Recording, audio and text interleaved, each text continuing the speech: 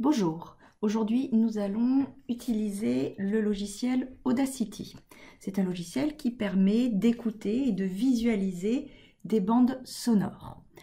Donc on ouvre d'abord le logiciel, puis ensuite, par un simple glisser-déposer, à partir du fichier contenant les bandes son, on peut faire apparaître les différentes bandes les unes après les autres, ou bien en sélectionnant voilà, toutes les bandes, on peut les faire apparaître les unes à la suite des autres sur la fenêtre. Je ne vous conseille pas de forcément toutes les mettre en même temps. On peut après, par une simple croix, supprimer celles qui ne nous intéresseront pas. Voilà, j'ai gardé les trois premières. Ensuite, pour écouter, il suffit de cliquer sur le bouton lecture. Le problème, c'est que ici, on va avoir les trois bandes son qui vont être en même temps. Donc, pour pouvoir n'en écouter qu'une à la fois, on rend muette les autres bandes. Donc là, on va écouter juste la bande de la chouette.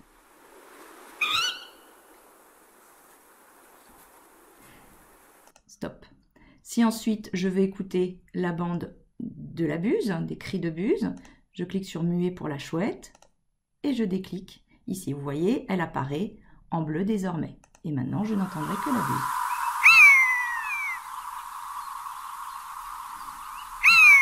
L'ensemble des TP demandés, en fait, il s'agit d'écouter les bandes son d'un oiseau et de reconnaître s'il y a une imitation, une ressemblance avec une autre bande son. Il faut bien faire attention à aller jusqu'à la fin de la bande.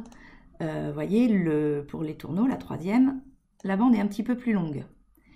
Et parfois, c'est à la fin qu'on va retrouver les sons imités.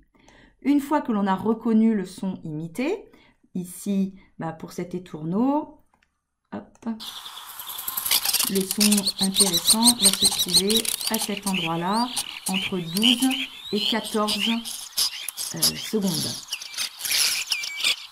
Écoutez.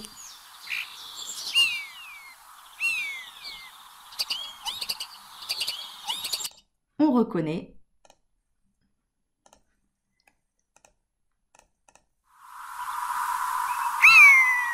la buse. On peut également changer ici, vous avez fait apparaître en bleu les sonogrammes. On peut faire apparaître, en cliquant sur la petite flèche à côté, les spectrogrammes.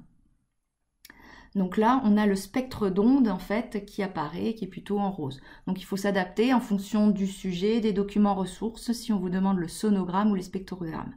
On demande plutôt souvent la comparaison des sonogrammes. La comparaison est plus simple et permet de mieux situer les endroits reconnaissables.